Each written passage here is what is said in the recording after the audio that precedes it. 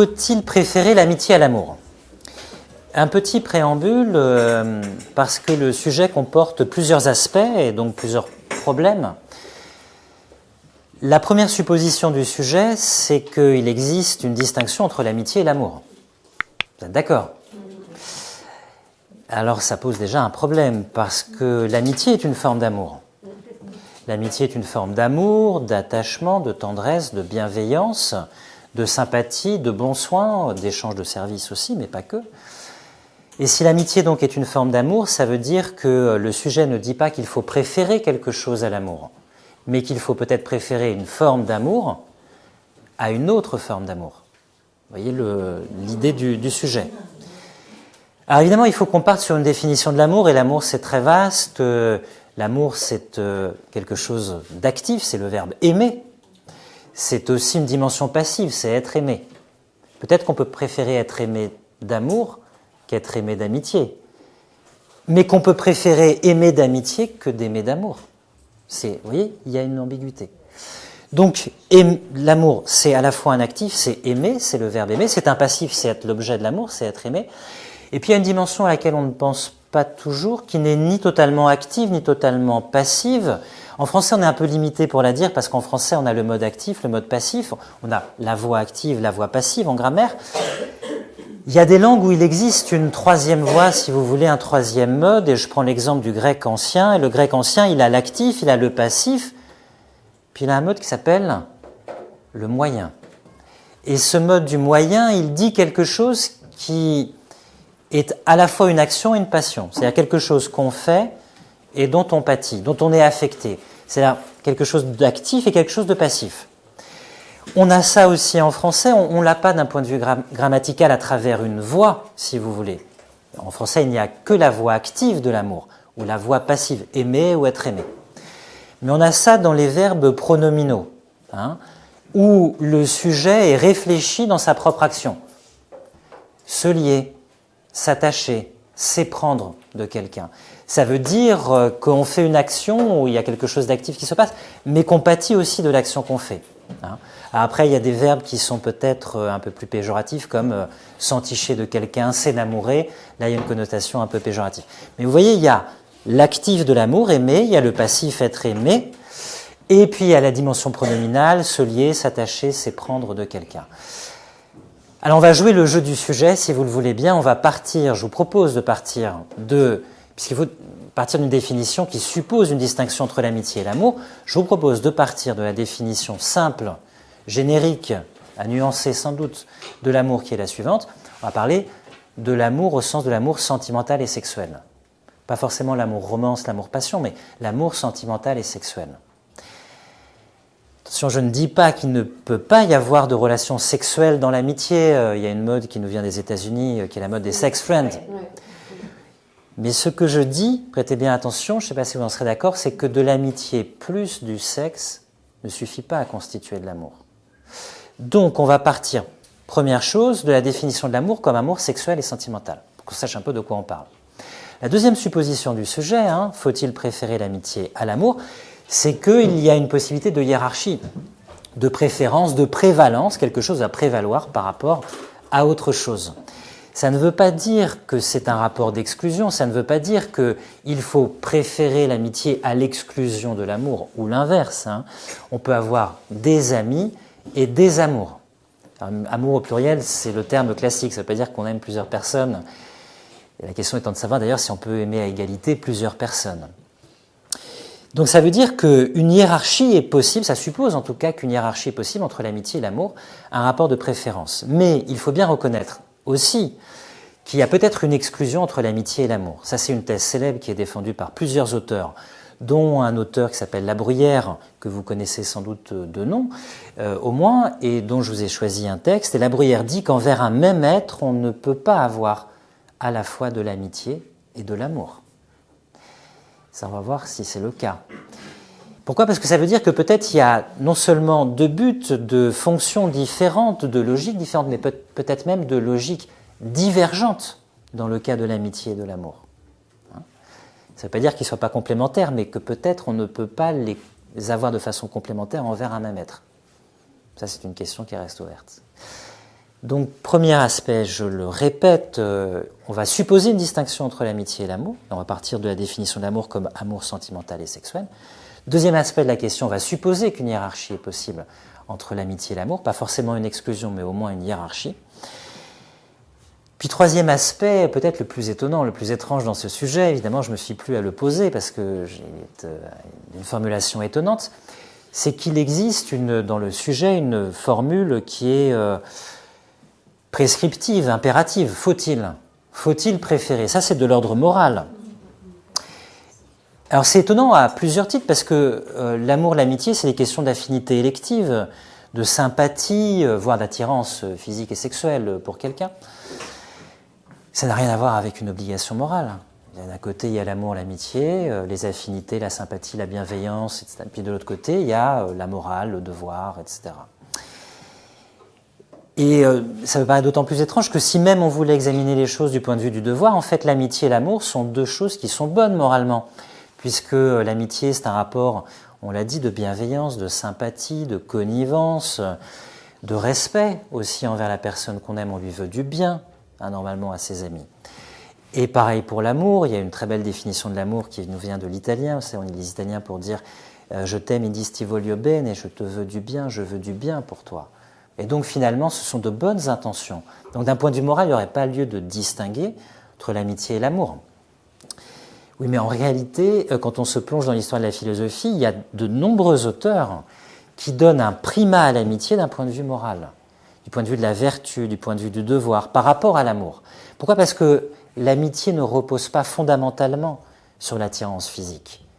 Elle est d'une autre nature. Et on trouve ça chez les auteurs anciens, chez les Grecs, chez Aristote, mais aussi chez les auteurs beaucoup plus modernes. Chez Kant, quand on lit Kant, la doctrine de la vertu, c'est écrit à la fin du XVIIIe siècle, l'amitié, elle a une dimension, c'est un idéal moral, l'amitié. C'est peut-être pas la même chose que l'amour, de ce point de vue-là.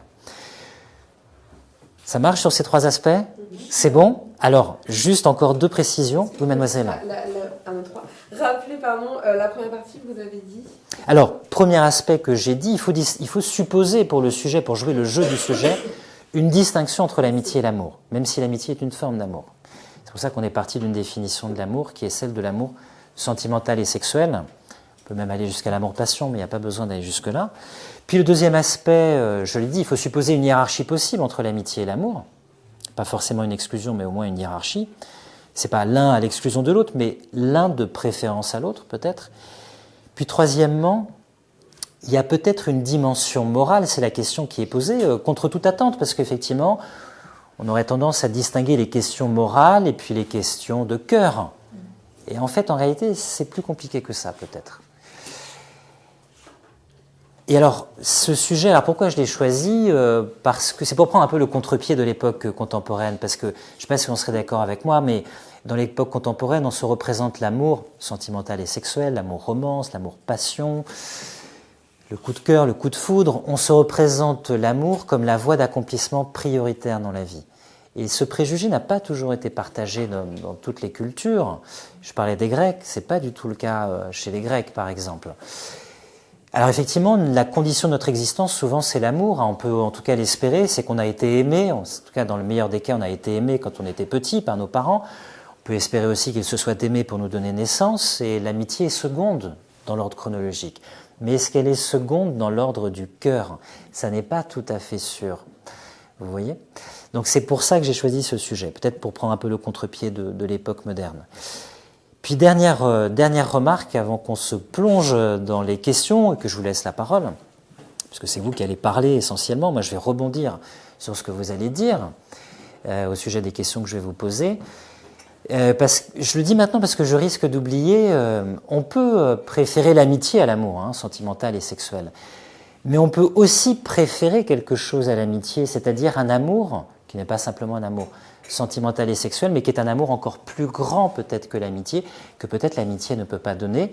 Il y a un cas très célèbre que je vous cite, qui fait référence au vocabulaire grec parce qu'il est tiré de l'Évangile. L'Évangile selon saint Jean, il y a un passage très célèbre, c'est dans le chapitre 21, versets 15 à 17.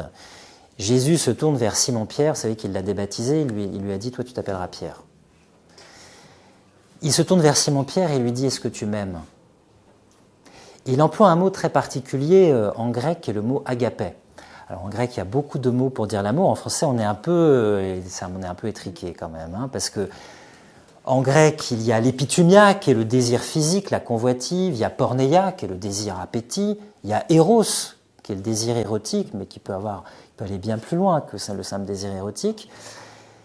Il y a la philia, qui est le lien de sociabilité, le lien amical, le lien de camaraderie, etc., la fraternité même civique. Il y a storge, qui veut dire le rapport filial, l'amour filial. Il y a eunoia, eunoia c'est un très beau nom qui dit le dévouement, la dévotion. Et puis, on monte les étapes, il y a charis, qui a donné en français la charité. Charis, c'est la gratitude, c'est la célébration, c'est la reconnaissance, etc.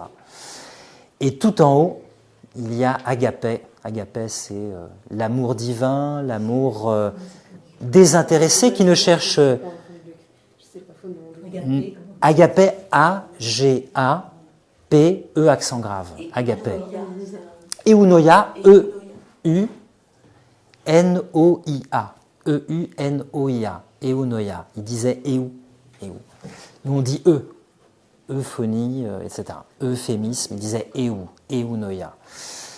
Et tout en haut, donc, il y a agapé, c'est l'amour désintéressé, c'est l'amour qui ne cherche ni l'utilité ni le plaisir, c'est l'amour du bien à travers un autre être qu'on rencontre, et on aime à travers cet autre être non pas simplement lui, mais quelque chose de plus grand que lui, etc.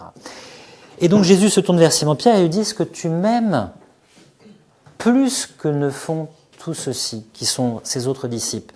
En grec, c'est agapasme pleion touton. Est-ce que tu m'aimes, agapé, plus que ne font tous ceux-ci? Et Simon-Pierre, soit il ne comprend pas, soit il ne peut pas lui donner ce qu'il demande. Il répond, non pas avec agapé, il répond avec philia.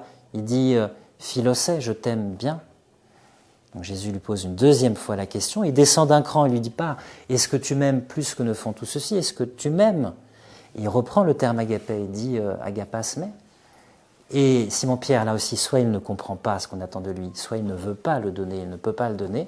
Et il reprend philia, il dit philosé, je t'aime bien. Et Jésus lui pose la question une troisième fois. Il descend encore d'un cran, il se met à son niveau. Il emploie le terme philia, il dit philaïsme, tu m'aimes bien alors. Et Simon est triste et il lui dit philosé, je t'aime bien. Et évidemment, c'est ce personnage qui, devant le temple, quand Jésus a été arrêté, dira, quand on l'interroge sur Jésus pour savoir si c'est un disciple, il dira, lui, je ne le connais pas, je ne l'ai jamais vu. Évidemment, voilà, mais c'est peut-être que l'amitié a aussi ses limites, peut-être. Voilà. Donc, nous, on va s'intéresser au rapport entre l'amitié et l'amour sentimental et sexuel. Peut-être qu'il existe des formes d'amour qui sont au-delà même de l'amitié. Hein. Donc ça, c'est l'évangile de Jean, c'est le chapitre 21, versets 15 à 17, si vous voulez relire le texte qui est énigmatique d'une certaine façon. Alors la première question, elle ne va pas vous surprendre. Alors elle est double, elle est triple. C'est qu'attendez-vous de l'amitié? Qu'attendez-vous de l'amour? Et je ne dis pas que vous a donné... C'est chaud. C'est hoche, comme disent les jeunes. C'est chaud. Ah oui, voilà. Super long, d'accord. Non, mais parce qu'on m'a dit que j'étais complètement démodé. Alors j'essaie de me jeuniser, si vous voulez, pour être... Alors, vous savez quelle était la formule quelle était la formule de Karl Lagerfeld? Avait dit finalement être démodé, c'est le meilleur moyen d'être postmoderne, puisque de toute façon, vous n'êtes pas démodé, vous êtes vintage, vous êtes en avance. Vous savez, les gens, ils remettent des pattes def, ils remettent des... Donc, alors attention, je ne dis pas qu'est-ce que l'amitié vous a donné, qu'est-ce que l'amour vous a donné. Entre guillemets, je ne vous demande pas quel a été le retour sur investissement, parce que pour me dire, j'ai attendu beaucoup, et puis je ne dis pas ça, je dis qu'est-ce que vous attendez de l'amitié, à quoi est-ce que vous l'identifiez, qu'est-ce que vous en attendez, qu'est-ce que vous attendez de l'amour sentimental et sexuel, et est-ce qu'il y a une attente qui est supérieure à l'autre? C'est pas facile. Mais qu'est-ce que vous attendez de vivre à travers l'amitié? Qu'est-ce que vous attendez de vivre à travers l'amour? Déjà, ça c'est une première question, parce que s'il faut savoir si on préfère l'un à l'autre ou l'une à l'autre, l'amitié aux amours, etc., Il faut savoir ce qu'on attend de l'une et de l'autre, parce qu'on n'attend pas la même chose, je l'ai dit, elles n'ont peut-être pas la même fonction, la même utilité, la même logique, l'amitié et les amours ou l'amour. Ou alors vous pouvez me dire, je n'ai aucune attente. Ah, vous pourriez aussi me dire, vous n'avez aucune attente. Il faut ne rien attendre. Ah oui, mais alors si je vous dis, mais si on ne vous donne pas, alors parce que du coup vous n'avez pas d'attente. Ça c'est la théorie. Ça c'est la théorie. Merci Anne. Plus compliqué quand même. Alors attendez, Sandra, parce que pour s'entendre. Non, mais si on se dit par exemple, je suis seule, j'ai envie de connaître le grand amour, on va dire, enfin, il ne faut pas l'attendre. Oui, alors il ne faut pas l'attendre, mais je vois ce que vous dites. Non, je ne dis pas qu'il faut être passif envers l'amour, je dis, vous pouvez avoir une démarche active et ne pas vous leurrer, mais si vous l'espérez ou si vous le voulez, c'est que vous en attendez quand même quelque chose. Parce que si vous n'en attendez rien, oui, je vois ce que vous voulez dire, bien sûr. C'est une vaste question sur laquelle je reviendrai parce que c'est la question de savoir si l'amitié est plus durable que l'amour ou, puisqu'il y a beaucoup d'auteurs qui l'affirment, que l'amour, en fait, beaucoup d'auteurs disent que c'est l'amitié qui finit toujours par gagner parce que l'amour se transforme en amitié. Alors que l'amitié, là aussi je vais vous citer La Bruyère, il peut dire qu'on peut être les plus grands amis du monde, on n'a pas fait un pas vers l'amour. C'est autre chose.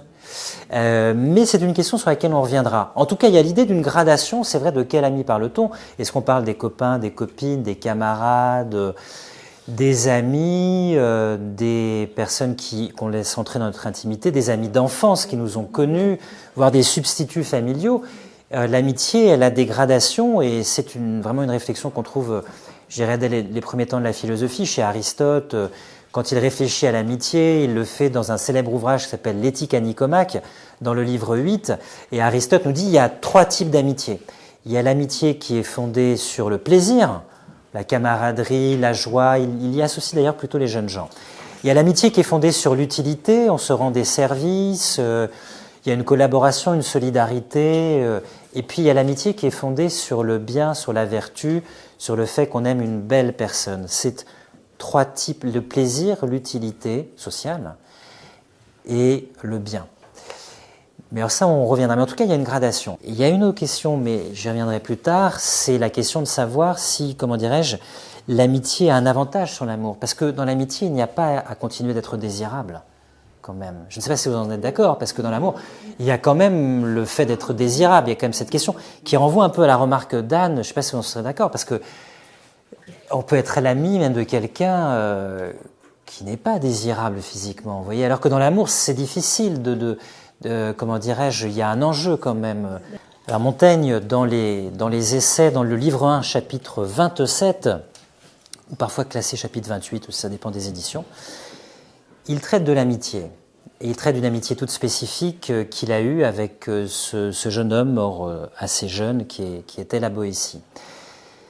Montaigne traite de l'amitié, il a un très grand précédent, il a Platon, il a aussi Aristote.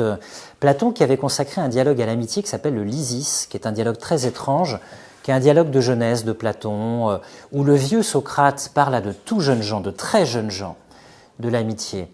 Et notamment le personnage Lysis, et puis il y a Ménexène aussi. Et il essaie de définir l'amitié, et c'est un dialogue très étrange, parce qu'en fait, il donne une première définition de l'amitié, et puis en fait, elle ne suffit pas à définir l'amitié, et il voudrait en donner une autre, et le dialogue s'interrompt. Les précepteurs de Lysis et Ménexène les rappellent, sont de jeunes gens, et le dialogue se termine par une absence de définition de l'amitié. Quand les amis ne sont plus là, il n'y a pas d'amitié. Mais surtout, son précédent, c'est évidemment Aristote, qui a écrit l'Éthique à Nicomaque. L'Éthique à Nicomaque, le livre 8, qui est consacré notamment à l'amitié. Et Montaigne dit la chose suivante. Il dit quand il existe trop de disparités entre les personnes, trop d'inégalités structurelles, statutaires, entre des personnes, l'amitié ne peut pas être entière.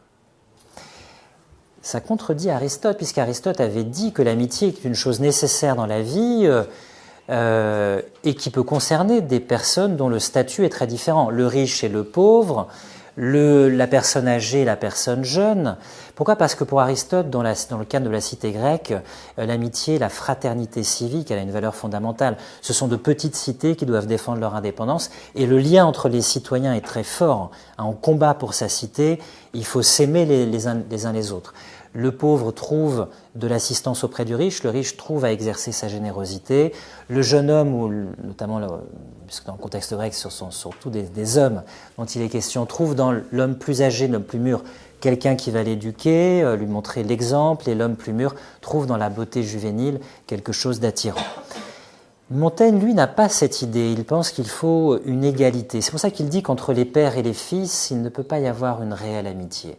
Parce qu'il y a du respect, il y a une dimension qui n'est pas l'amitié, ce qui nous fait dire que pour Montaigne, l'amitié suppose une égalité. C'est peut-être pas le cas dans l'amour. Une égalité.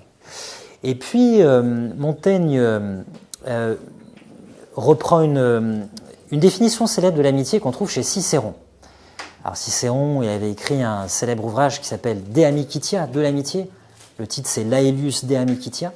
Et Cicéron, il dit l'amitié, la vraie amitié, c'est vouloir la même chose et ne pas vouloir la même chose. C'est-à-dire, nous on dirait des affinités électives, c'est-à-dire avoir une convergence des volontés, se trouver d'accord.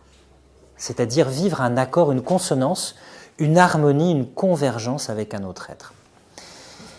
Oui. Oui.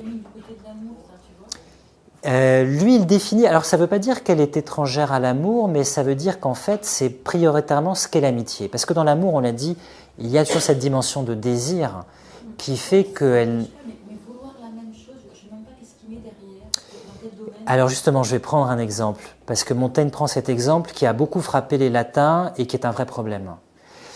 Il y a un célèbre personnage qui s'appelait Tiberius Gracchus, qui a essayé de faire des réformes agraires pour limiter le pouvoir du Sénat par rapport au peuple, des tribuns de la plèbe. Et les sénateurs romains, les patriciens ne l'ont pas accepté. Et il a donc été mis à mort. On est au IIe siècle avant Jésus-Christ. Et Tiberius Gracchus est déclaré ennemi de l'État, privé de sépulture, indigne. Et il a un grand ami, il avait un grand ami qui s'appelle Blossius de Cume. Une enquête est menée par le Sénat et on cherche ceux qui ont aidé Tiberius Gracchus. Et il va chez un personnage considérable, qui est Laelius, que tous les sénateurs vont consulter. C'est pour ça que l'ouvrage de Cicéron s'appelle Laelius, de l'amitié. Et Laelius dit à Blossius, mais si Tiberius Gracchus t'avait demandé de mettre le feu au temple de Zeus sur le Capitole, Zeus capitolin, qui est le sacrilège ultime, est-ce que tu l'aurais fait? Et la réponse de Blossius, c'est de dire, il ne me l'aurait pas demandé. Parce que justement, si je l'aime, c'est parce que c'est quelqu'un de bien. Et Laelius le cuisine et lui dit, mais s'il t'avait demandé de mettre le feu au temple, par amitié, et Blossius lui dit, je l'aurais fait. Mais il ne me l'aurait pas demandé. Et là, Montaigne raconte ça dans son chapitre, ça se trouve aussi chez Cicéron, et il dit la chose suivante, il dit finalement l'amitié, c'est la convergence des volontés entre des personnes qui veulent à la fois leur bien, le bien de l'un et l'autre, mais aussi le bien. Prêtez bien attention parce que ce n'est pas le même cas dans l'amour. Ça veut dire que quand on aime une personne d'amitié, on trouve que souvent, pour Montaigne, c'est comme ça qu'il décrit l'amitié idéale, une belle personne, qu'elle incarne le bien. On peut aimer d'amour, de passion, quelqu'un qui n'incarne pas le bien. Et donc Montaigne dit, oui, cet exemple est incroyable de quelqu'un qui est prêt à faire un sacrilège, mais il dit la convergence des volontés entre les amis et aussi la conviction que les amis s'aiment parce que ce sont des gens de bien et qu'ils incarnent quelque chose qui les dépasse. Ça veut dire qu'ils s'aiment l'un l'autre, mais pour quelque chose qui est plus grand qu'eux. Ce n'est pas forcément le cas de l'amour. Et c'est là que Montaigne rencontre un problème, qui est le problème de la convergence entre le désir sexuel et l'amitié. Il se dit, mais ce serait magnifique si l'union des âmes pouvait se coupler avec l'union des sexes, parce qu'il résonne dans un contexte hétérosexuel. Et là, il dit, il y a l'exemple des Grecs, il y a l'exemple de l'homosexualité grecque. Et là, Montaigne est un peu gêné aux entournures, forcément. Et justement, on comprend pourquoi il pense les choses différemment d'Aristote, mais il dit justement, les amitiés grecques et les amours grecs, c'était souvent un jeune homme envers un homme mûr, ce qui est vrai. C'était des amours ritualisés, où un homme mûr, quand il avait fondé un foyer, allait conquérir, séduire un jeune homme qui était beau physiquement, ils allaient au gymnase où les jeunes gens combattaient nus, et un jeune homme se plaisait à séduire, à attirer les faveurs d'un homme plus âgé qui lui apportait de la considération, etc., et du respect. Et donc Montaigne dit cette inégalité fait que ça n'était pas totalement, comment dirais-je, une pure amitié, et que, il dit même, finalement, avec le fil du temps, l'amour laissait place à l'amitié. Il se débrouille comme ça, si vous voulez. Mais il rencontre quand même un problème qui est cette possibilité d'unir l'amour et l'amitié. Mais pour lui, ça n'est pas possible. Ça n'est pas possible, ça va être l'objet de ma question suivante, parce qu'en réalité, il y a deux logiques différentes. Vous allez me dire si vous êtes d'accord. Il y a deux logiques différentes. L'amour, alors Mona a parlé des hormones, a parlé de la biologie, a parlé du fonctionnement physiologique, et on a parlé du désir, du caractère charnel en fait, incarné de l'amour. L'amour, il est toujours incarné. Il y a une dimension charnelle dans l'amour qu'on a pour quelqu'un. Et donc il dit, cette dimension charnelle, elle est différente de l'amitié. Alors il prend l'exemple du feu, le feu amoureux est plus vif, il est plus âpre, etc. Et le feu de l'amitié, il est plus tépide, plus tiède, mais aussi plus diffus, il prend tout notre être. Donc ce que dit Montaigne, c'est vraiment qu'il existe deux logiques divergentes, différentes et même divergentes. Et que si une chose doit l'emporter, c'est forcément l'amitié. Avec le fil du temps, c'est toujours l'amitié qui l'emporte. Ça n'est pas l'amour. L'amour se change. Le mieux qu'on puisse espérer, c'est que l'amour se change en amitié. Et il est vrai aussi que dans ce chapitre, si vous voulez le relire, il est très beau, il parle de cette amitié incroyable qu'il a eue pour la Boétie, avec cette fameuse formule que vous connaissez sans doute. Il parle de leur âme, hein, il dit « En l'amitié de quoi je parle ?» Elles se mêlent et confondent l'une et l'autre d'un mélange si universel qu'elles effacent et ne retrouvent plus la couture qui les a jointes. C'est-à-dire qu'il l'aime comme lui-même, d'une certaine façon. Du coup, après cet encart sur Montaigne, ce que je pense que c'est important, c'est un gros morceau sur l'amitié, c'est un grand texte. Il existe il n'est pas très long le chapitre, hein, quelques pages. On le trouve sur Internet facilement. Est-ce que vous seriez d'accord pour dire qu'il y a deux logiques différentes entre l'amitié et l'amour, comme le pense Montaigne, différentes et divergentes? Et pour un peu corser les choses, moi je vais plaider en disant qu'il y a une même logique. Je vais faire exprès de plaider qu'il y a une même logique parce qu'il y a un auteur célèbre qui défend qu'il y a une même logique en fait entre l'amitié et l'amour, en dépit des différences d'attirance, de sexualité, d'hormones, de biologie, de caractère charnel, etc. Alors il y a un célèbre auteur justement, c'est l'un des textes que je vous ai choisi. Alors je suis désolé pour le caractère peut-être prosaïque de la remarque, c'est Émile Durkheim qui dans un livre célèbre qui s'appelle « De la division sociale du travail », lui il aborde les questions... Ah oui, je suis désolé. Il y a un chapitre qui s'appelle, livre 1, section 2, la fonction. Et lui dit, on regarde les amis, on regarde les amours. Et attends. Exactement, mais surtout, alors c'est ça, et puis surtout la logique. Il dit, en fait, c'est une logique de complétude. C'est-à-dire qu'on se sent incomplet. On cherche à être aimé, à être complété. Et il dit en fait que la logique est la même. Pourquoi ? Parce qu'il n'y a que certaines différences qui peuvent nous attirer. On est attiré par ce qui nous ressemble, ça c'est les affinités, etc. Mais on est aussi attiré par les différences. Mais il dit on n'est pas attiré par n'importe quelle différence. Si la différence est une contradiction, on est rebuté, elle est répulsive. Il prend des exemples. Quelqu'un de prodigue, de généreux ne va pas être attiré par quelqu'un d'avare. Ou s'il se met avec cette personne, ce sera source de souffrance, d'incommodité, d'inconfort, de divergence. Quelqu'un de bienveillant, de doux n'ira pas vers quelqu'un de cruel et de malveillant, sauf pour souffrir. Ce ne sera pas une relation équilibrée. Mais, nous dit Durkheim, ça ce sont des différences contradictoires, opposées, répulsives. Ce qui nous attire, ce sont les différences compatibles et complémentaires. Ça veut dire quoi? Différences compatibles et complémentaires sont les choses qui vont nous permettre d'être plus complets à deux que tout seul. Et il nous dit que c'est la même chose dans l'amitié ou dans l'amour. Alors évidemment, on les ressent différemment, mais si on aime quelqu'un même d'un point de vue purement biologique, on est plus complet à deux que tout seul. C'est de fait. Et dans les amitiés, il dit aussi la chose suivante. Le principe des amitiés, c'est souvent le fait de compléter par ses amis quelque chose qui nous manque pour être plus à deux qu'on est tout seul. Il prend des exemples, par exemple, si on est d'un tempérament timide, on va trouver chez quelqu'un qui a plus d'assurance quelque chose qui va nous compléter. Si on est quelqu'un de plus éthéré, on va trouver chez quelqu'un de plus pragmatique quelque chose qui, en amitié ou en amour, hein, qui va nous asseoir. Si on est plus introverti, on va trouver dans quelqu'un de plus extraverti quelqu'un qui va nous équilibrer. Et à l'inverse, quelqu'un qui est très extraverti aura besoin de quelqu'un de plus introverti pour s'intérioriser. Et donc il nous dit, ce sont des associations d'amitié ou d'amour. Alors, je suis désolé, c'est un peu prosaïque, ce sont les vocabulaires de la sociologie. Ce sont des associations de complémentarité entre des différences compatibles et complémentaires. Ça, c'est la grande affirmation du Durkheim, qui veut dire qu'il y a la même logique. Mais alors moi, il y a quand même une question qui demeure, et que je vous ai posée tout à l'heure, vous n'avez pas répondu. Vous êtes malin, parce que je vous ai dit, est-ce que c'est quand même pas l'amitié qui finit toujours par gagner? Je terminerai simplement par une considération qu'on trouve chez Aristote.